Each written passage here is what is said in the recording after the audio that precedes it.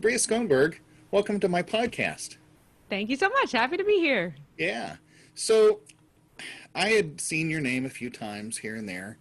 And then at the Hershey, Pennsylvania ITG, you did, you may have done more than just the master class, but I was in the master class and you were doing improv, like basic introduction to improv.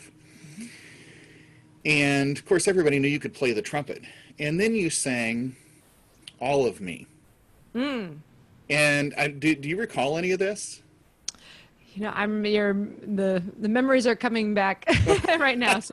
So, the ITG is the International Trumpet Guild Conference, and Hershey is in Pennsylvania. And of course, I'll never forget that because it is the home of Hershey's chocolates, and the whole city looks like you're in Willy Wonka's chocolate factory. So I tend to remember wherever I go. I'm like, what did I eat? I had a lot of chocolate on that trip. Yeah. But yes, I do remember the conference center, and I did a master class as well as a performance with my group on one of the days. Yeah. But I think people knew you as a trumpet player, but when you started to sing, I think everybody, myself included, was like, oh, wow. This is really nice. And, you know, of course, I've seen things that you've done on Facebook, and it cracked me up. You remember right at the beginning of the lockdown, there was the West End Blues Challenge, right? And it seemed like every trumpet player on the face of the earth was doing this. And you played it, and I remember reading through the comments on your performance of that, and somebody was like, way to go, keep practicing. And I'm like, do they even know who you are? That's so funny. I mean, that's what I tell myself every day. Way to go, keep practicing. Yeah. But I just thought, I wonder if he was just kind of trolling, you know, and maybe hadn't heard of you yet. But I can't be bothered. You've kind of made a pretty good name for yourself. Well, that's good to hear. Yeah, I've been at this a long time.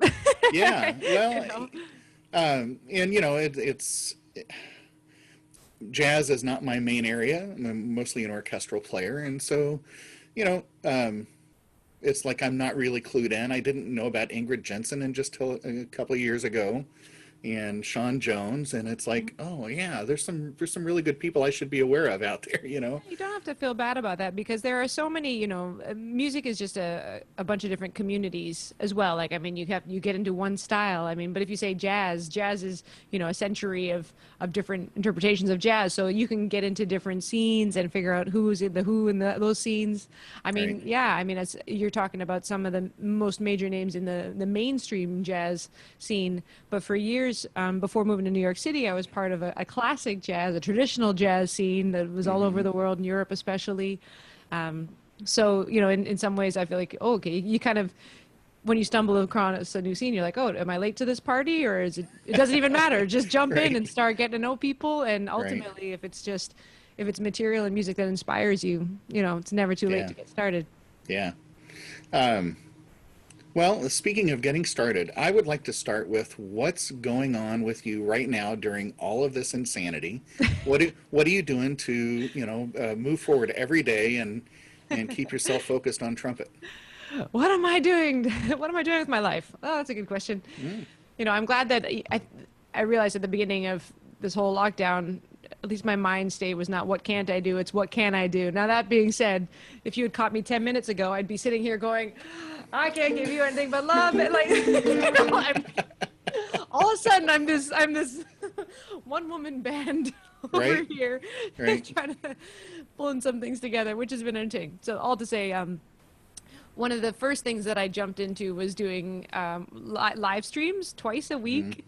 That has been an education for me in a bunch of different ways to, you know, very quickly get over my own insecurities of playing my secondary, third instruments, fourth instruments, just to share some music because it's what I need. And this now several months in, it's become this really sweet community of people and new people every day from all over the world that kind of tune in and want to hear some music and quite honestly probably use it as an outlet, a place to either escape or process some of the feelings they've had. And you know, so that has been the most consistent thing over the last several months. I am in the Lower East Side of New York City, and I've been pretty much in the zip code the whole time. Is that near Brooklyn? I can see Brooklyn.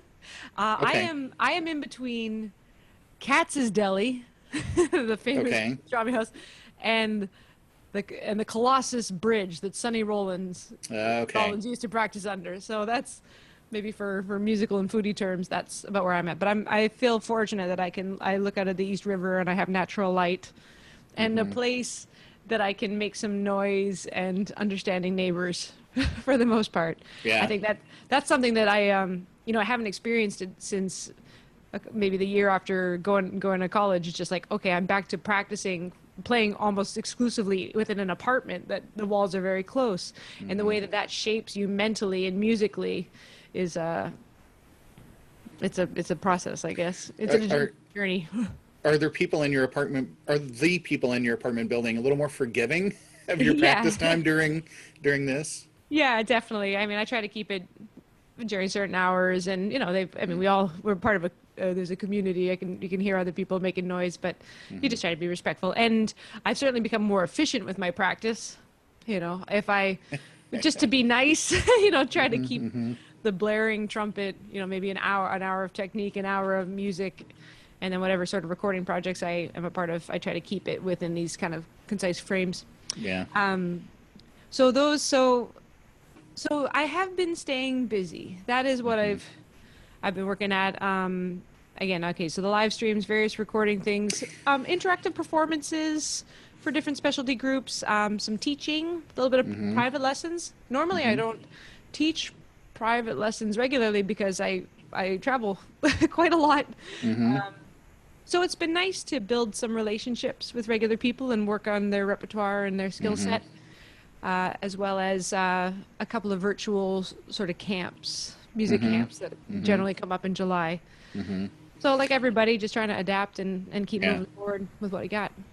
Well, you're talking about the recording projects. Of course, we've had the ability for several years now to, record your track and then send it off, and somebody else will integrate it and master the whole thing. And then it was like everybody was in the studio at the same time. Yeah. But now we're all doing that, right? And Yeah. and including the video, which I think is so cool. And now I don't have the video mastery to put all that stuff together, and so I really appreciate Song of Hope video. Did you see that come out the other day with 1,400 submissions? It was the Ryan Anthony's video. I don't know if you saw this. No, I will have yet. to send you the link. Please do. Please do. But, you've seen, 15, 20 or more people in, the grid playing. Well, this was like 1,400 individual submissions, and it'll give you goosebumps. Wow. It's just the piece and the meaning behind it, of course, with Ryan Anthony it was remarkable, the project itself. So amazing. I'd love to see that and hear that. When's the last time you went to a show with 1,400 people playing at the same time? And when will we ever go to a venue where there'll be that many people ever again? Exactly. Yeah. So, well, not my audience. Are you? But you're not a bass player, so you shouldn't expect only like minimal. Yeah. When I play with some pop lines. What kind of recording projects are you working on? Are they a small group? Well, actually, currently this week, I am grateful to what is called the Festival of New Trumpets. It's a festival that has been going on for years. Dave Douglas, trumpet player, is the main organizer, and he's one of these incredible producers that is trying to honor the commitment that they had made in the fall in some sort of way. So I was originally going to host basically an emerging artist 2 nights at a club in New York City, but instead we're making a virtual concert. It's going to be about like a 75-minute concert, and I've hired a rhythm section and 3 up-and-coming trumpet players that I think have distinct voices. And so this is the first time during COVID that I have been kind of behind the producer chair of the project. So it's a lot. I'm continually learning. I'm still learning. Always uncomfortable. Always learning something. I should say, like, I've done my share of kind of layered different recording versions and stuff. But again, this is the first one that I've been putting together the concept for. So that's it, just trying to make sure that everybody has what they need, like in terms of roadmaps, gear, instructions on how to save it or what will make it easier for assembly later on. And then also now that I'm thinking a a full length concert instead of just like one song, trying to think of, okay, how can I shape a narrative over it, doing interviews with the different people that are involved. So I guess that's where I've come to now, is just, instead of little bits and pieces, I'm getting back into like, okay, I can create a concert with a narrative, which is what I was really enjoying before this all broke down. I had just started to figure out, I think finally, how to pace like a 90-minute show, both chop wise, but in terms of like drama, intensity, and a journey for the audience and the band. So, okay, so you're putting together this program, and let's say in perfect times, you were able to go ahead with this. You're talking about playing the trumpet, singing, featuring other musicians. But and when you say narrative, are you the one providing the narrative, or have you got, tell me a little bit about that. I'm interested. Yeah, I mean that, I will be writing introductions, outros, performing interviews with the different players, and and thinking about, especially at a time like right now with social movements, and saying, okay, what statement is it that you want to make? Not even necessarily about the world at hand, but this is a platform where I get a chance to highlight somebody I think has something to say. And so how can I set up an environment where they're both encouraged to do that and feel comfortable? So all that to say, by creating a narrative, I want to, with this concert, I want it to be about, highlighting voices that are coming out, especially in this time, and yet still leave it flexible enough that, obviously they can improvise a bit within it, or we'll have our own conversation as we are having right now. Yeah. Judith Saxton, I don't know if you know Judith, fabulous trumpet player.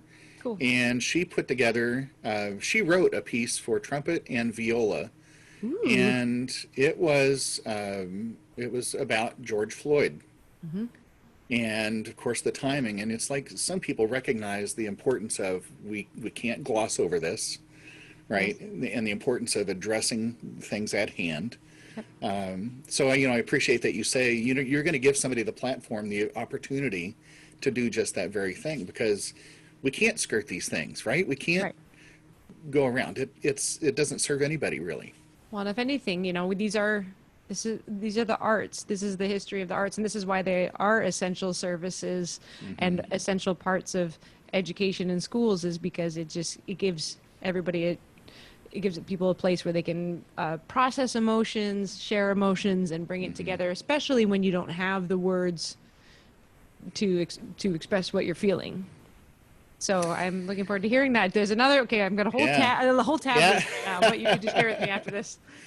Well, and another is my interview with Byron Stripling, who is a huge fan of yours, of course. He's so great. Oh my gosh, what an absolutely brilliant man.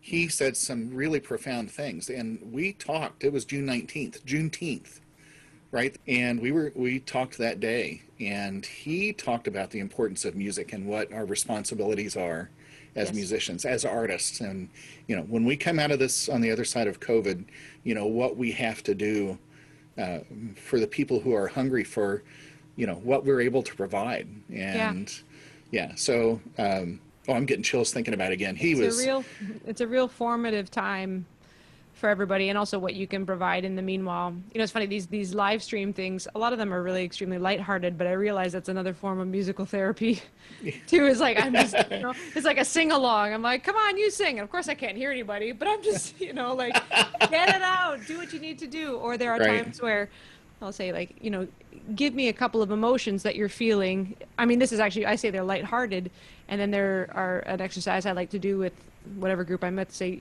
write down a few things you've been feeling this week, and I'll improvise off of that. And so I do that. But right away, the first three were like loneliness, frustration, melancholy. You know, it's really deep. So Yeah. again, to kind of like at least to put that out there and express on it Yeah. is really Well, special.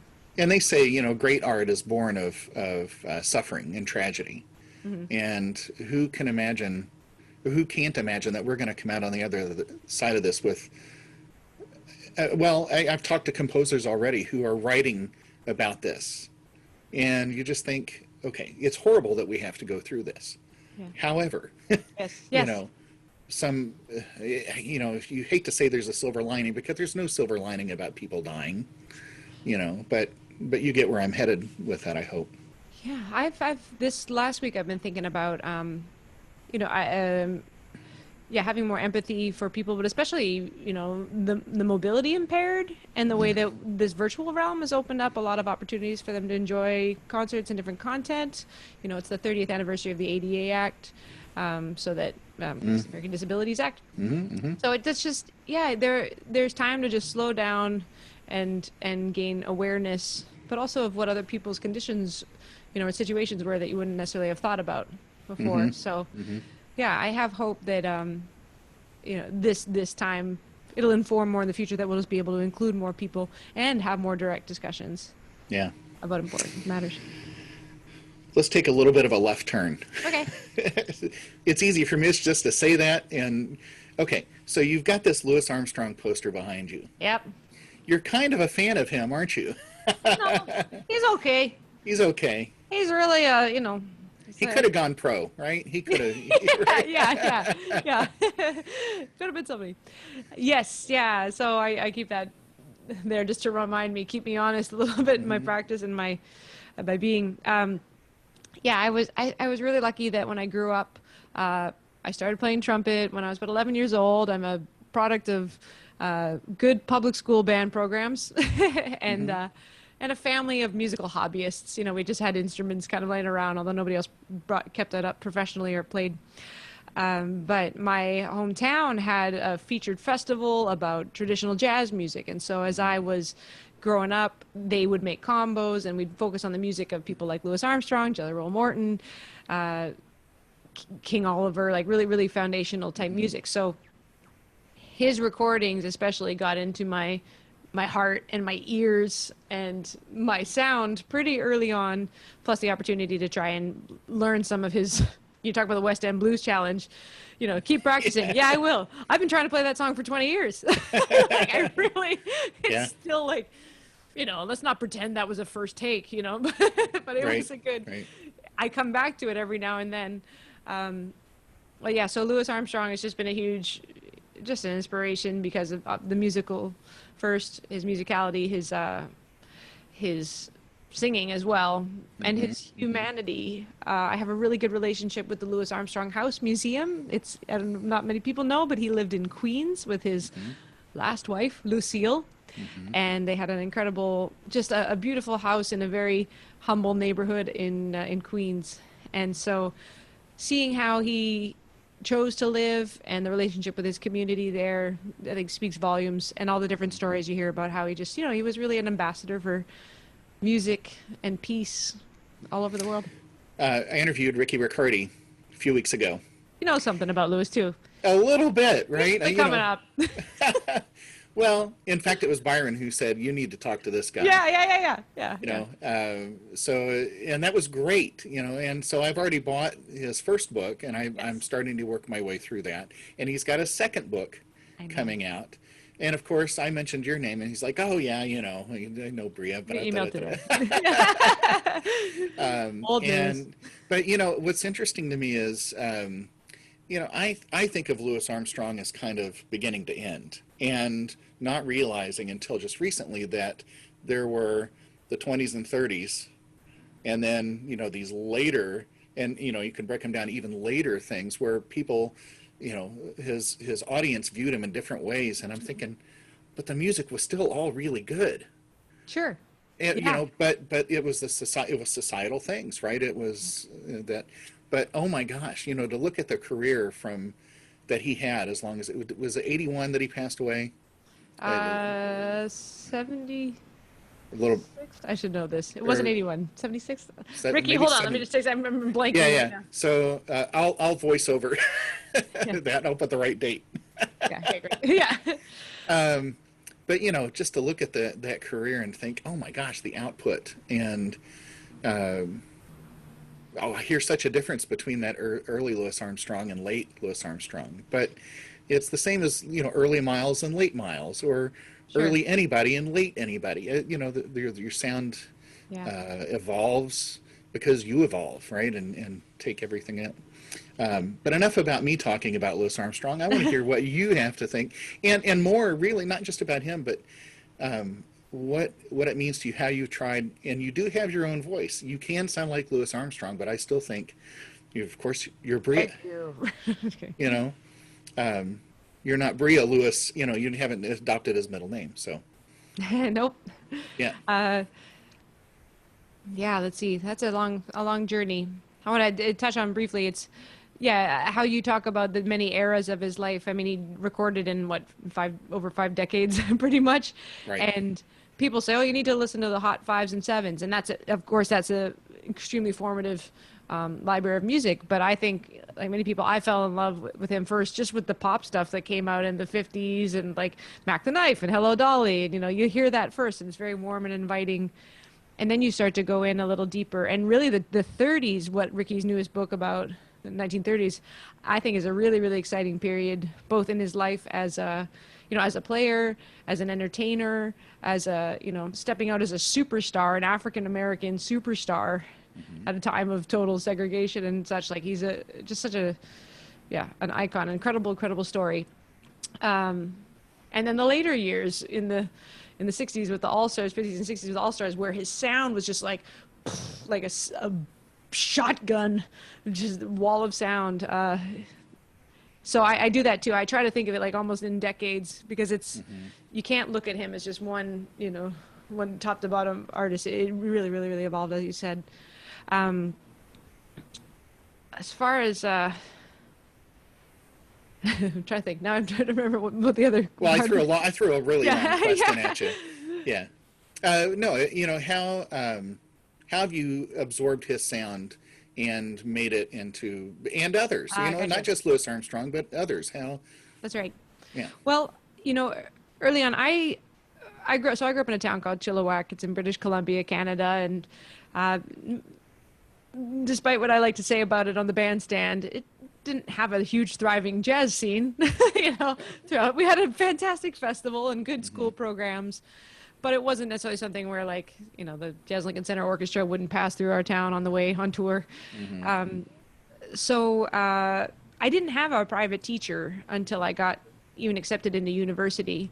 Wow. Until I got to college.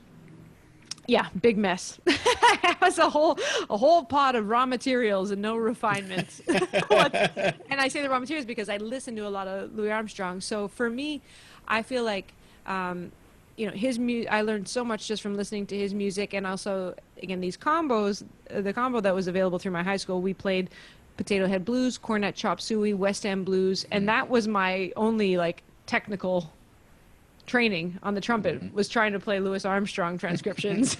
I still try.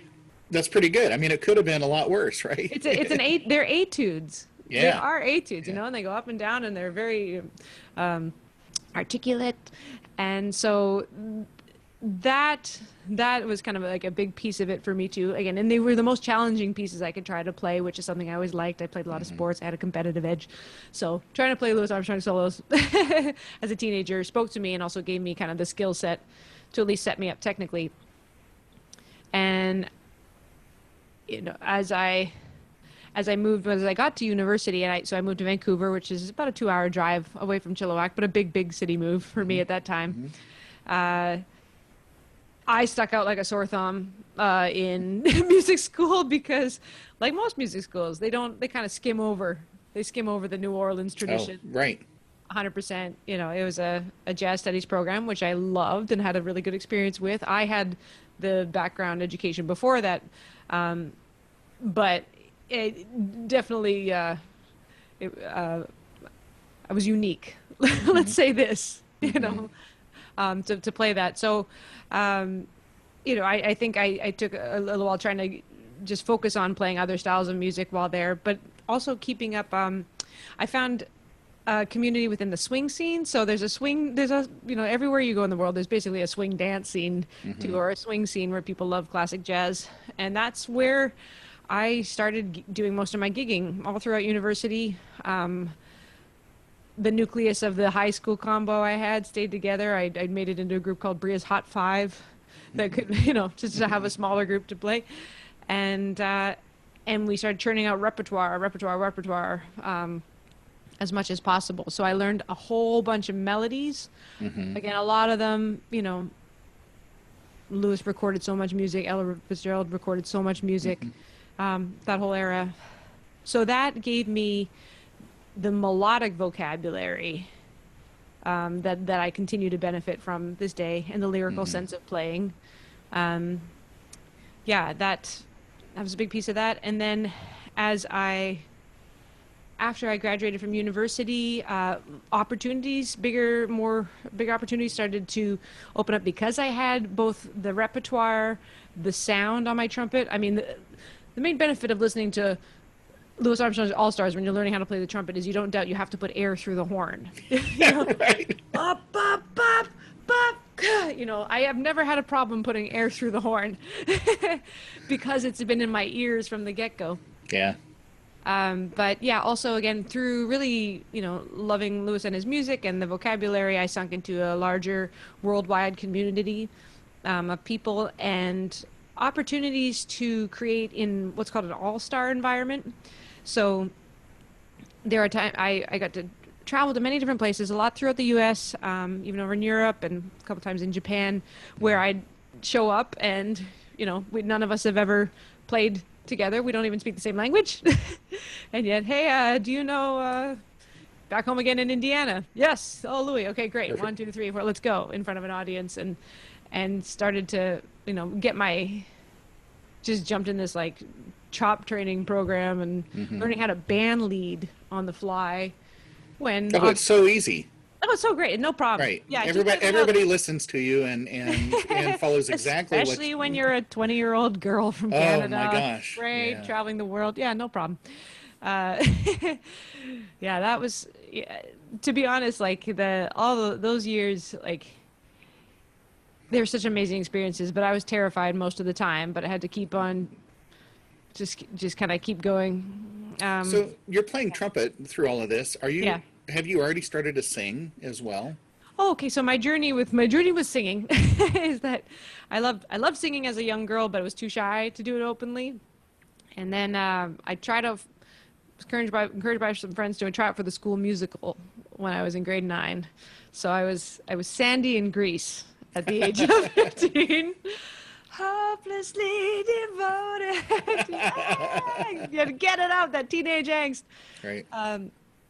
That was kind of my big breakup moment. And then after that, I joined the jazz choir at school, and I was able to kind of juggle the two of them a little bit through high school.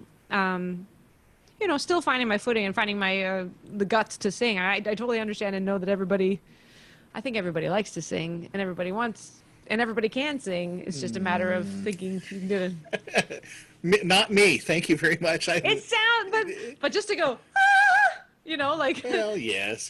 Get it out. Same as playing trumpet. Okay, you play trumpet.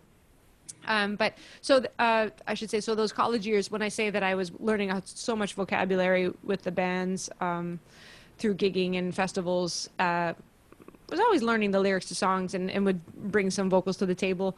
And it was great because the other members of the band, we'd all sing. We'd all just like, what song do you want to play? What song do you want to sing? It was a lab because there was no set singer in the group.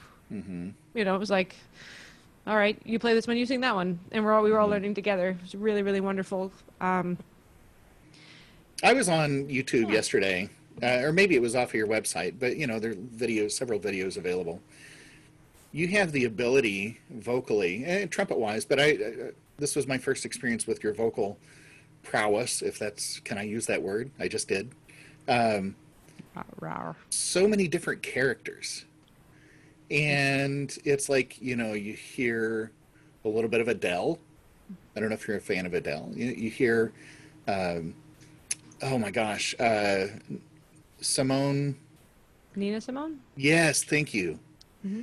And obviously there were influences for you vocally as well. And so you also do a great job, very high production value on your videos. So, that helps.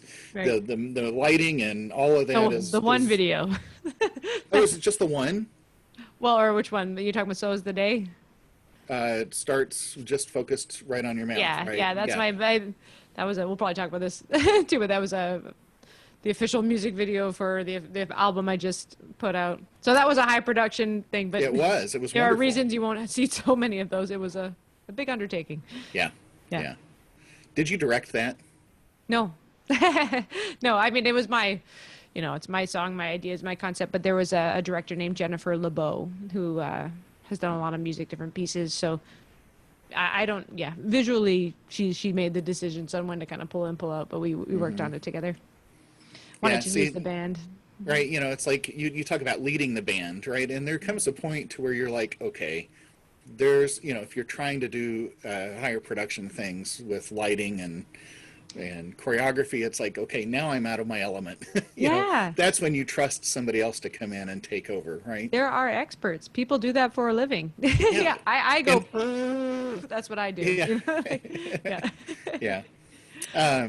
So anyways, I interrupted you. You were talking about then, I asked you about the vocal aspect of that. And I should share that, so in university, I took a year of secondary lessons on voice, which is where I really started to learn how to use the instrument. So same sort of thing with my trumpet playing, a lot of raw materials, decent pitch and good air support and all those things, but really understanding where resonance happens.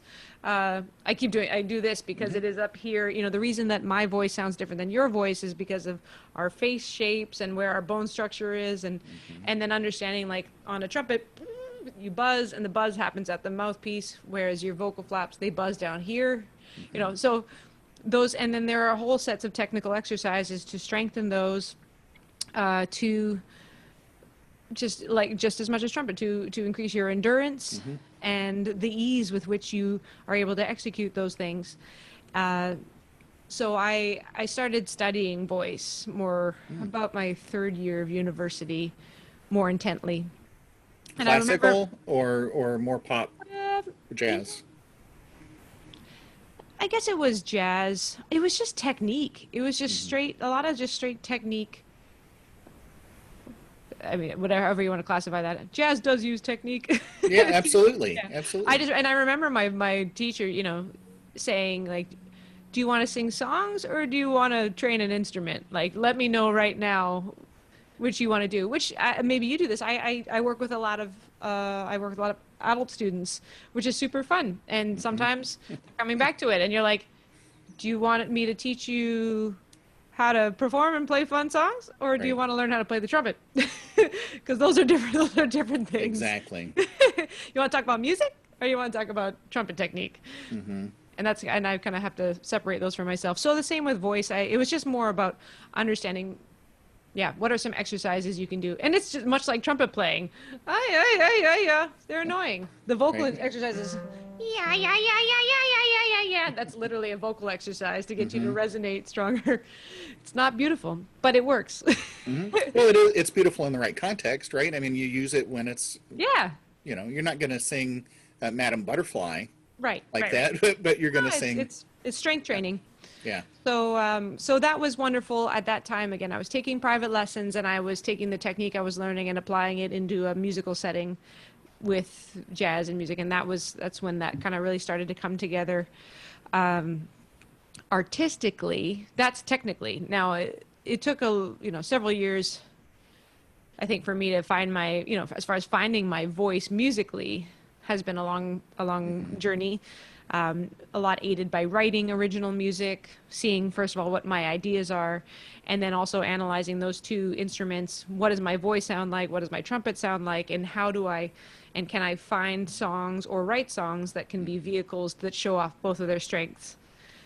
I like fiery trumpet playing, and yet my voice can be pretty smoky, smoldery at the same time. So, where does that happen? Or what would sound best with that? Actually, the first gig that I did in New York City under my own name, I played at a place called the Metropolitan Room, and I had a themed concert. Actually, the first gig I did was under my own name, and nobody came. And then I learned the lesson, which is put a theme on it. If nobody knows you, let's give it a theme. Right. So I did a program I called Brass and Bells, and it was focusing on the vocalists and trumpet players of the swing era. So the whole program was like Roy Eldridge and Anita O'Day in the Gene Krupa era, Louis and Ella, Louis Prima and Keely Smith, and just playing both of those parts, kind of going back and forth. Also, plus a couple of the few singing instrumentalists we are aware of, Chet Baker, Valeda Snow, obviously Louis Armstrong. Oh, Sarah Vaughan and Clifford Brown is one of my favorite albums. So I highlighted those, and that was like a whole study. I think that was really the beginning of me going, okay, like, how do I make this work really in tandem, showing off both as separate kind of entities, but working together, and studying the art of just how to do that physically within a song. Right. I learned a lot from Louis Armstrong. Actually, Louis in the 30s is a brilliant thing because he was doing a lot more singing and playing, and in his arrangements you'll see like there's a 4-bar interlude or like you always got to kind of write in these little spots where you're like, this is where I'm going to go and put the trumpet down and then sing or that. Right. So that kind of plotting was in. Yeah. I focused on that.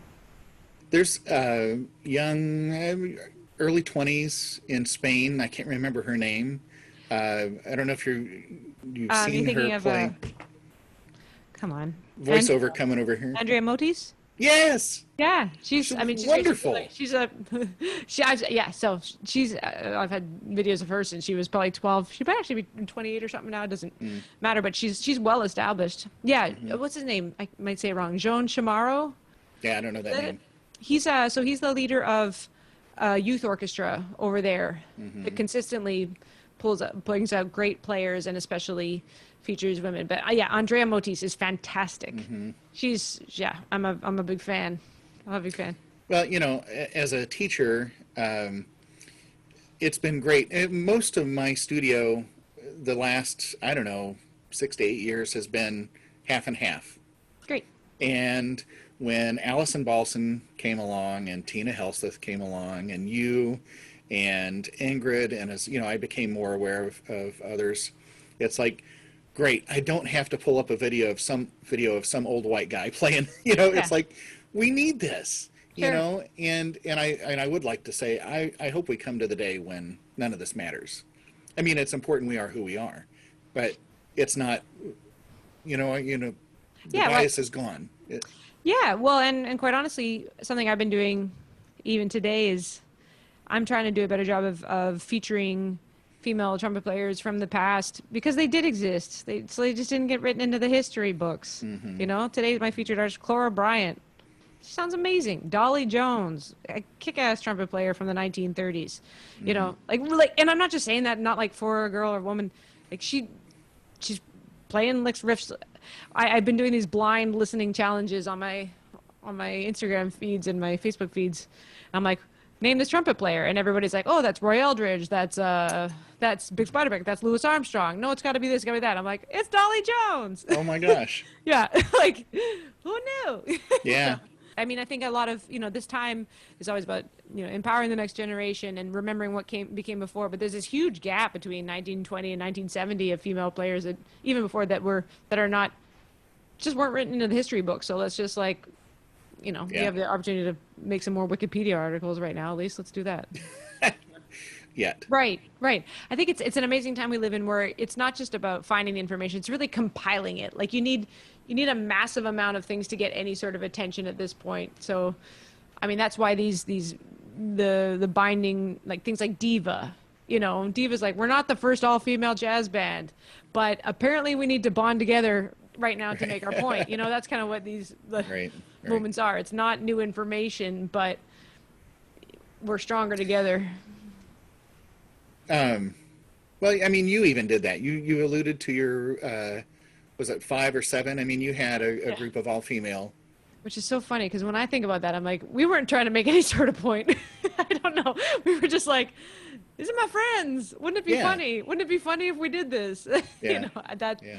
So, but again, that was a luxury. I didn't have to think about, I wasn't thinking about the, you know, the social aspects of movement or inspiring younger generations or any of that revolution fighting for our rights, because I feel like I had the benefit of you know, what Diva was working for. I'm like, oh, I'll play my band. That sounds like fun. Why don't we do that over here? You know, it is funny. You know, it's an interesting energy. Yeah. You've been focused on jazz the whole time, right? Or was there a period where you're like, I want to be a lead player, or I want to try the orchestral stuff, or I want to try, you know, solo repertoire, or has it just always been, this is my focus? My first band was a ska band. I'm ready anytime. I'm ready to go back. Oh, yeah, you're up in the Northwest, of course, right? Yeah. I mean, that's where Yeah, that's where all that came from, sure. Yeah, between the Western Corridor, straight from in between Orange County, California, up the grungy coast. Yeah. You know, I hope I get a ska band someday. I've never been a purist. Because I think there's so much to learn from every style of music. I listen to every kind of music. As far as playing, I mean, it's funny. You're good enough to be able to tell now, but like I played lead in my university big band. You know, it was kind of that amazing thing where it's like, all right, popping out G's and A's over the big band, yeah. And then you go into the real world and you're like, don't have those skills anymore. know where to use them. Right. You know. Yeah. I just started focusing on different things. I could say that. So, yeah, you know, I've played in the occasional like salsa band, which I love the music and I love the opportunity. I don't like losing my hearing. Oh or my gosh. $50, you know, I don't like. But I mean, the music there is phenomenal. Yeah, no, let me think. Well, and you're in New York City. I mean, you get to hear all of this stuff. I love it. When you're not out playing your own gigs, right? I mean, yeah. Do you go down and listen to all the different stuff? Yes, most definitely. I love one of my favorite places to go is the Rockwood Music Hall. It's like hour after hour after hour of like just bands kind of coming in and showcasing whatever they've got from out of town, in town. It's, you know, it's rock, punk, soul, singer, songwriter, whatever. I love what we'll just classify as global music. There's a wonderful like Balkan Brass Festival that happens once a year in New York. I love that stuff. Obviously, it's trumpet players. Yeah, what else did I see recently? Well, I haven't seen anything recently, but yeah, I will definitely. If I could go see music, if I went to see music 4 or 5 nights in a row in New York City, it'd be like one of them would be jazz. One of them would be like jazz on the highest level. One of them would be jazz, my buddies, you know, 1 or 2 nights. One would be, yeah, like kind of grungy, some rock club. Another would be, you know, maybe like a bluegrass sort of thing. I went to a couple, bluegrass jam. That was one of my last jam sessions in February. That was really fun. You know, I grew up in Kentucky, and I lost my accent, or whatever accent I had years and years ago. Of course, I'm in Indiana now. But it must have been in Kentucky long enough, because anytime I hear bluegrass, I'm like, home is calling, you know? Yeah. Yeah. Well, I grew up, actually, my older brother played old-time fiddle. I grew up before I got, so the music, I mean, these are questions are, what were you into before you were into jazz? It's like, well, my parents were baby boomers, so we were all like jukebox, American graffiti stuff. My brother, it was Irish, Celtic, Canadian, sort of waltz, a jig, and a reel, sort of a lot of that music. I talked about hip hop. I love classic rock. I love disco. I love, I love things with a good beat. So yeah, so I really, really enjoy those opportunities. And quite honestly, anytime if I get a chance to play them, I would love to do it. But meanwhile, I've been working them. I think since I've been doing the kind of solo concert thing for so long, I've just had to find ways to incorporate that into my own music. Yeah. You know, we start with a Louis Armstrong Cornet Chop Suey, and I end the set with "I Want to Break Free" by Queen. Oh, that's awesome. That's funky, you know, like that's I'm just like, okay, nobody hires me for these gigs, so I'll just work it into my own set somehow. I still gotta, you know, I'm here to make music that I love. Yeah. And everybody hears a little something different. And meanwhile, we'll do some Leonard Cohen in the mix. I'll do some original songs that maybe sound like 60s doo-wop songs. You know, I love it all. You mentioned ska, and I think one of the things I liked about ska was whatever instrument you play, you're in the band, right? Yeah. It was this eclectic mix of whatever you can make noise with, right? Yeah, and it's like trad jazz with distortion. You know, it's like you just but then the horns and everybody, and it's happy punk. Oh, that reminds me, one of my favorite. So my Desert Island discs, one of them is Esquivel. I don't know if you've ever heard. No, I haven't Esquivel heard of was like a cinematic composer from the 1950s, born in Mexico. You know, you've heard the music. The most popular, like the mucho muchacha, dun, da, da, da, da, Okay. da, da, da, but like the orchestration, it's everything from like slide guitar to I don't know, celeste or something, and beyond, like, but the swinging big band instruments. I love unique combinations of instruments, and I think of music that way now, like in sounds. Mm-hmm. Well, you've got your ukulele sitting back there, and so, and your keyboard. I mean, you're obviously, you work all those into your set, right? I got all sorts of things in here. I got my own little like trunk of. Yeah. There you go. I'm don't worry, I'm not clowning birthday parties yet. Not yet. Yeah, we might have to be fighting for those gigs for too long, right? Not yet. Available. Call me. Yeah. Right. This is my I'll put that along the bottom, put it on the crawl down there. Yeah. I've gotten really good at happy birthday messages for people if they want them. Oh my gosh. Yeah. Are you enjoying the virtual stuff, the Facebook Live or whatever you're using for that? I do, yeah. You know what? I think if on the rare occasion when I've been like, oh shoot, I'm not prepared, or I don't know if I feel like it, you know, getting ready and performing today, I just get into it, and then I see the comments from people, and gets chatty, and I always feel good when I come out of them. Mm-hmm. And that's just it. It's an opportunity to connect with people. It's not pretentious in the slightest. It's just like, you know, just here to make music and be together with other people. And so I do really love that.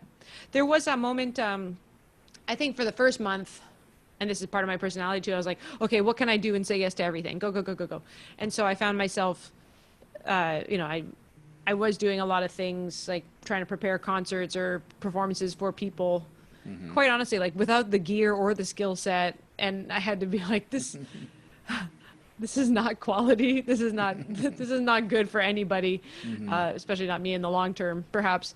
Well, look, be fair to yourself. We all had a learning curve into this, right? Yeah. This was awkward for everybody, right? In every way, as I speak into my microphone, into my face, into my Zoom, whatever. You know, hello. We learned skill sets along the way. But, you know, I think, you want to adapt. You want to continuously adapt to whatever the environment is. So I think it's been helpful for me to kind of compartmentalize and be like, okay, like, don't just be transparent about what it is. When I do the live streams, I'm like, I think I know that song. Do we know it? You know, like, it's more approachable that way. However, if you want a fully produced concert, then I will put more time and effort into that and give you, you know, the most professional. Yeah. So, I am capable of it this time. Boy, I hope we come out of this soon. It's just, you know, I miss making music with my friends. There's a song in there somewhere too, isn't there? Right? Yeah. It's like I get by.